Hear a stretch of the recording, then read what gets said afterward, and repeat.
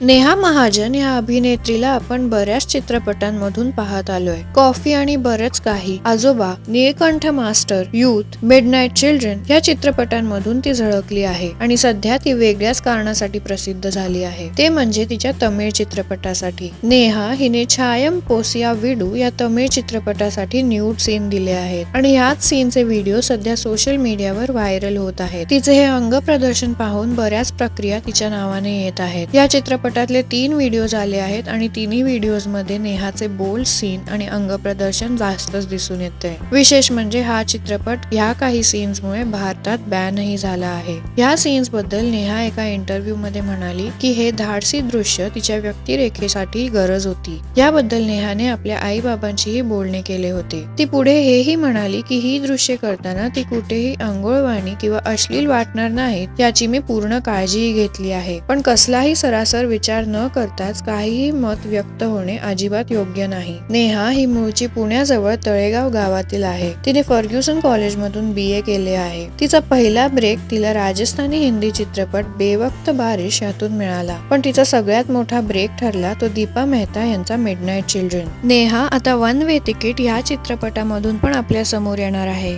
मराठी सिनेसृष्टीच्या ताज्या अपडेटसाठी आमच्या चॅनलला सबस्क्राईब करायला विसरू नका।